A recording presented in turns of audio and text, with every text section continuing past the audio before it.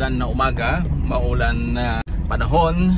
Mag-ingat po tayo sa lahat. Sa ngayon ay marami nang nababaha ngayon. Doblehin natin ang ating pag-iingat mga kaibigan. So for today's video, kahit na umuulan ay kailangan magtrabaho tayo. Mga kabiyahero, kumusta po kayong lahat? Madulas ang daan ngayon. Mag-ingat. Delikado guys.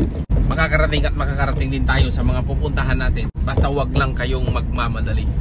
Ang iko-content natin ay yung mga pupuntahan natin. Samahan nyo ako sa mga lakad ko today. Speaking of content guys, marami mga content creator na mga nagsimula at mga nagpakahirap at gumastos. Siyempre, ganito kasi guys, kapag ikaw ay pinasukan mo ang mundo ng pagko-content, huwag mong asahan na kikita ka na kagad. Ang importante dyan, tuloy mo lang yung mga nagko-content. Ang daming mga sakripisyo na ginagawa, nakikipagsabto sa ang napansin ko lang, no, na-monetize na yung kanilang channel. Ang ginawa ay tinamad na. Kaya dapat huwag kayong tamarin guys. Kasi nung nakita yung kitaan kasi maliit. Ngayon para kumita ka ng salapi, limpak-limpak na salapi, ay kailangan mo mag-trending yung views mo. Sa akin kasi, kahit na ang nanonood ay kukunti lang, okay lang yun. Basta importante, original yung ginagawa ko. At hindi ko nire-re-upload dyan.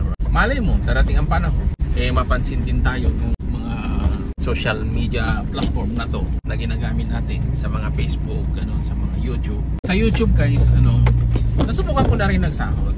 Hindi ko lang kasi matutukan dahil siyempre hindi naman ito yung pang-araw-araw na gagawin para sa pangangailangan dahil siyempre may trabaho po tayo. At dahil sa pagpe-Facebook din, meron kasi tayong channel sa YouTube at saka meron din tayong channel din sa page po tayo sa Facebook. Sa Facebook page ay kumita na rin tayo. Nagsahod na rin po tayo dyan yung mga reels natin. Kaya kung bago pa lang kayo sa aking channel, huwag nyo pong kalimutan mag-subscribe at pakipindot na rin yung notification bell para sa mga susunod natin upload dito sa YouTube. At sa mga nanonood din sa ating Facebook, huwag nyo pong kalimutan mag-follow po guys, mag-like at syempre share nyo na rin po kung gusto nyo. Ang masasabi ko lang guys, ang dahilan kung bakit karamihan ng mga nagko-content, karamihan ng mga nagsisimula mag-vlog ay noong na-monetize na sila at nakita yung kitaan. Meron akong napanood dyan na million views pero wala siyang kinita, zero. Bakit? Kasi maaring dito sa Facebook maaring yung ginawa niya ay nag-upload siya na may kasamang music.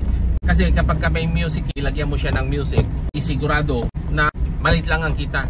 Lalong-lalo na kung copyright ka dyan, ay sigurado hindi ka nire-recommend na kumita dyan. Kaya mas maganda pa rin yung mag-upload ka ng sarili mong video.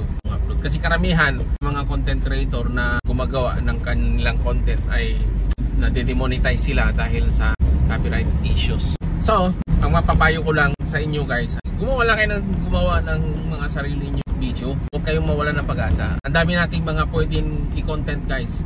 Bilang isang content creator kasi, ikaw na yung editor, ikaw na yung bida, ikaw yung lahat-lahat, ikaw lahat. Sa akin kasi, hindi naman ako marunong mag-edit.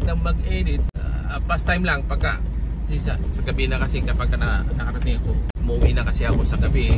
Ako minsan alas 7, alas 8 na ako nakaka-uwi. Siyempre sobrang pagod dahil sa biyahe. Alam mo kasi, yan, pastime lang natin yan. At hindi ko inaasahan na kikita ako ng malaki yan. Ang importante, araw-araw tayo nag-upload. Huwag ka magwala ng pag-asa. Araw-araw ka lang na mag-upload kahit na ang kita mo dyan ay $0 or gano'n. Ituloy mo lang yan. Malay mo, pagdating ng panahon ay magkakaroon ka rin ng mga videos na i-recommend sa inyo ni Meta at saka i-recommend sa YouTube. Kung ano yung ina-upload ko dito sa Facebook, yun din ang ina-upload ko doon sa YouTube natin. Marami kayong pwedeng i-content. Lahat ng ginagawa nyo pwedeng videohan yan. Marunong lang kayong mag-edit. Kung marunong nga lang ako, araw-araw ang dami kong may upload. Kasi itong cellphone ko na ito, yung ginagamit ko na pang vlog, ay ang dami ng mga video yan. Last year pa, ang dami ko palang pwedeng i-upload. Pero kung may time ako, ay sigurado ang dami ko mga videos na may i-upload.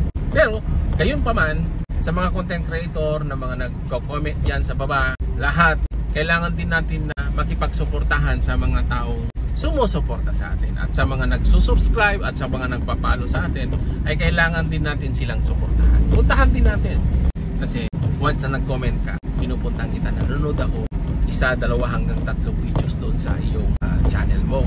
So ibig sabihin, kapag nag-comment ako dyan sa channel mo at nakita mo na top fan, ibig sabihin Isa ako sa mga masisipag na nanonood sa mga videos mo at sumusuporta sa mga videos mo. Ganoon. Kaya dapat suportahan lang tayo.